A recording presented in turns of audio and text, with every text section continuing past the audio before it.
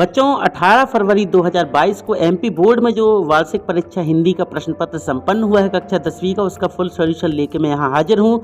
बच्चों बहुत सारे यूट्यूब चैनलों ने आप लोगों को इसके सॉल्यूशन दिए हुए हैं, कुछ बड़े चैनलों ने भी दिए हैं, मगर उनने उत्तर गलत बताए हैं। मैं उनकी बात को प्रमाणित कर सकता हूँ। इस बात को मेरे पास सही और सटीक उत्तर हैं, आप लोग अपने उत्तर मिला लें, देख लें। पहला है सूलसागर के रचनाकार, तो ये है बच्चों सूलदास जी।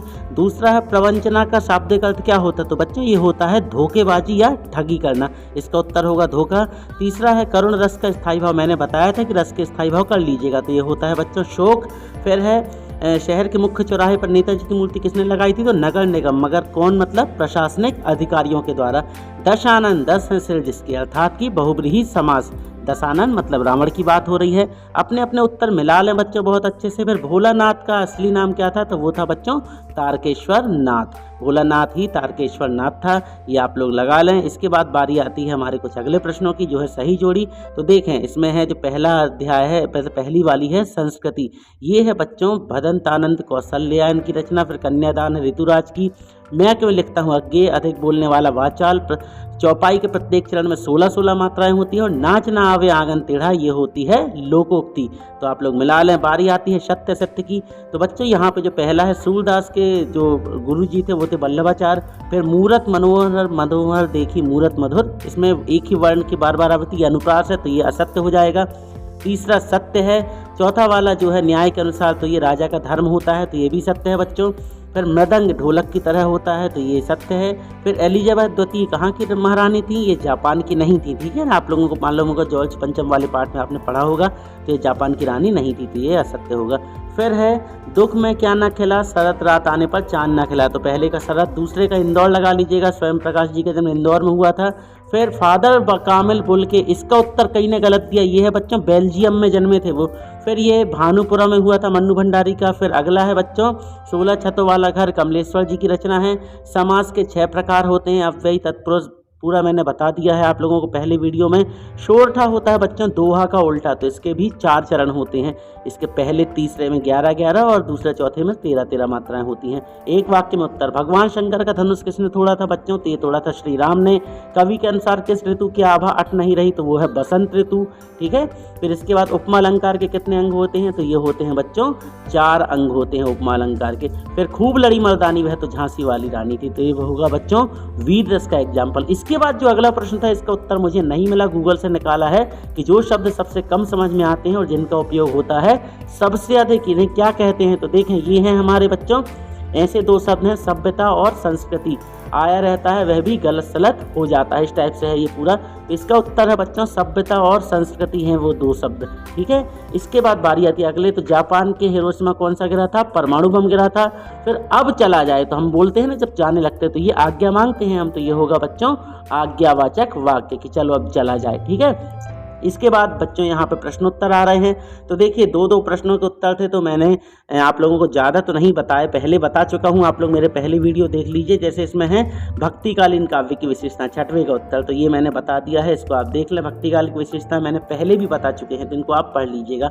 अगला देख लें आप लोग, उद्धव के व्यवहार की तुलना किस किस से की गई और लक्ष्मण द्वारा वीर योद्धा की क्या विशेषताएं बताई गई हैं। ये लक्ष्मण द्वारा वीर योद्धा की विशेषताएं क्या होती हैं, देख लीजिएगा। फिर इसके बाद बच्चों यहाँ पे एक और प्रश्न था, ये उद्धव के व्यवहार की तुलना किस किस से की गई है, तो यहाँ पे मैंने इसका उत्तर भी दे दिया है, आप लोग देख लेंगे। उद्धव के व्यवहार की तुलना किस किस से की गई है, कमल के पत्ते तेल की मटकी, ये पूरा लिखा।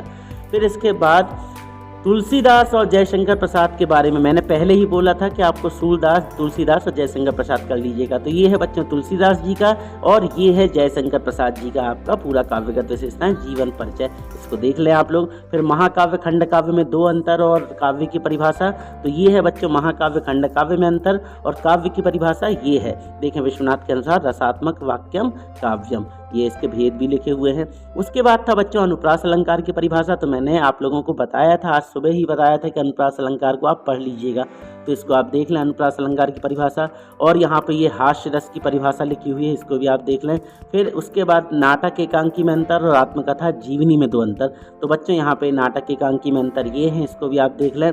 और एकांकी जीवनी और आत्मकथा में अंतर ये है, ये मैंने खुद अपने हाथों से ढूंढ के लिखे हैं, बहुत अच्छे से आप लोगों को बताए हैं। फिर इसके बाद अगला प्रश्न था, भगत की पुत्रवधू ने अकेले क्यों नहीं छोड़ना चाहती थी। तो ये है उसका उत्तर कि भगत की पुत्रवधू ने अकेला क्यों नहीं छोड़ना चाहती थी, क्योंकि वो अगर बीमार हो गए तो उनकी फिर सेवा कौन करेगा, ये सोच करके वो अकेला नहीं छोड़ती थी।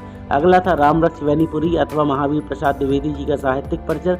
तो मैं यहाँ पे आप लोगों को रामरक्ष वैनीपुरी जी का आपको जीवन परिचय ये पूरा बता दे रहा हूँ, देख लें आप इसको बहुत अच्छे से। ये है रामरक्षपुरी जी की 2 रचनाएं लिखी हैं, भाषा शैली और साहित्य में स्थान।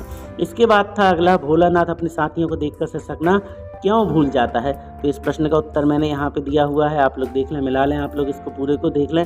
देखो ये तो प्रश्न उत्तर आप लोगों को पहले बता दिए हैं, फिर भी आपने कैसा क्या लिखा है एक बार इसको आप देख सकते हैं। और अगर आप तैयारी कर रहे हैं 10वीं बोर्ड की तो उनको देख लीजिएगा।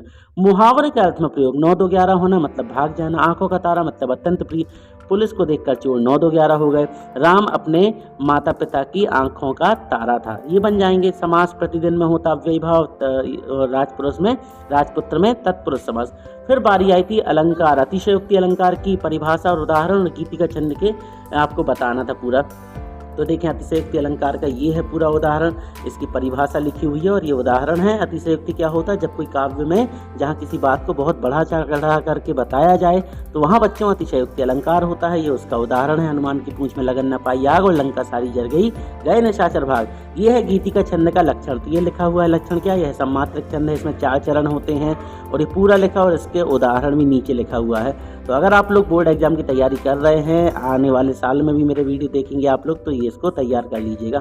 संधि समास में 3 अंतर आए थे और वाच्य की परिभाषा और वाच्य के प्रकार। तो संधि समास तो आपसे वैसे ही बन जाएगा, तो मैंने यहाँ पे वाच्य वाला उत्तर दे दिया है। देखिए वाच्य का ये है अर्थ लिखा हुआ है, जितना मैंने अंडरलाइन किया है केवल आपको इतना लिख देना है।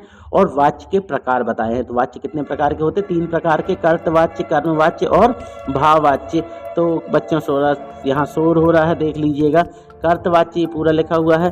फिर 18वां प्रश्न था बच्चों, यहाँ पे आपको अपठित पद्यांश पढ़ करके इसको बतलाना था। तो अपठित पद्यांश में आप लोगों को स्वयं हेल्प करना है अपनी, तो इसको आप तैयार कर लीजिएगा। फिर इसके बाद यहाँ पे ये इसका अपठित पद्यांश का जो दूसरा हिस्सा था वो बता दिया मैंने यहाँ पे। 19वां में आप लोगों को किसी एक विषय पर संवाद लेखन करना था। ये तो पहला टॉपिक है, दूसरा टॉपिक है पर्यावरण सुरक्षा। तो आप लोगों को इसमें संवाद मतलब बातचीत बतानी है, तो वो आप लिख लीजिएगा। 20वां प्रश्न है, यहाँ पे पद्यांश की प्रसंग व्याख्या करनी है, ये मैंने आप लोगों को बता दिए हैं बुक से ढूंढ करके, तो ये देख लीजिएगा। ये माँ ने कहा पानी में झांक कर, ये पूरा लिखा है। संदर्भ कैसा लिखना है, तो संदर्भ तो आपको मालूम है, प्रसंग लिख लीजिएगा, भावार्थ और काव्य सौंदर्य। फिर उसके बाद इसके 21वां प्रश्न है जो यहाँ पे गद्यांश की सप्रसंग व्याख्या करने के लिए आया था, कि नाटकों में स्त्रियों वाला, और नीचे था संस्कृति के नाम पर जिस कूड़े करकट वाला। तो देखें नाटकों वाला ये दिया हुआ है पूरा, आप इसको देख लीजिएगा। आपने लिख तो दिया होगा, अब तो क्या है, अब तो पेपर आपका हो गया, जिनका पेपर रहा उनका हो गया, उनके लिए आंसर की मैंने भेज दी है। और जो लोग तैयारी कर रहे हैं बहुत अच्छे से अपनी तैयारी कर लीजिएगा। ये है पैटर्न 2022 के प्रश्न पत्र का, इसको बहुत अच्छे से आप लोग देख लें और अपने उत्तर मिला लें। बच्चों इसके बाद बारी आती है आवेदन पत्र की। तो बच्चों आवेदन पत्र के लिए मैंने एक बहुत ही सुंदर वीडियो बनाया है, मेरे चैनल पे अवेलेबल है, तो आप लोग वहां पे जाइए और आवेदन पत्र का वो वीडियो देखें। मैंने बहुत अच्छे से समझाया है कि आवेदन पत्र कैसे लिखना और निबंध कैसे लिखना। तो ये रहा बच्चों लाउड स्पीकर बैन करने के लिए, ध्वनि विस्तारक यंत्रों पर रोक लगाने वाला आवेदन पत्र, और इसी के साथ अथवा में था जो कि अपने बड़े भाई के विवाह में अपने दोस्त को बुलाना है, उसके लिए आपको आमंत्रण पत्र भेजना। तो ये है उसका तो स्वरूप, तो इसको भी आप लोग देख लें। उसके बाद बारी आई थी बच्चों हमारे निबंध रचना की। तो संयोग से किस्मत अच्छी थी, विज्ञान के चमत्कार वापस आ गया। वैसे उसके चांसेस ना के बराबर थे, फिर भी आ गया, तो वो तो आपसे बन ही जाता है। विज्ञान के चमत्कार कॉमन सा है, आप लोग कर लीजिएगा। नई शिक्षा नीति, ये आजकल चलन में है, नई शिक्षा नीति, न्यू एजुकेशन पॉलिसी, तो उसका यहाँ पे देखें पूरा वर्णन कर दिया है। बच्चों ये हो गया पूरा प्रश्न पत्र। आशा करते वीडियो अच्छा लगा होगा, अगर अच्छा लगा तो वीडियो को लाइक करके चैनल को सब्सक्राइब जरूर कर लीजिएगा। मिलते हैं बहुत जल्द अपनी अगली वीडियो के साथ, तब तक गुड बाय।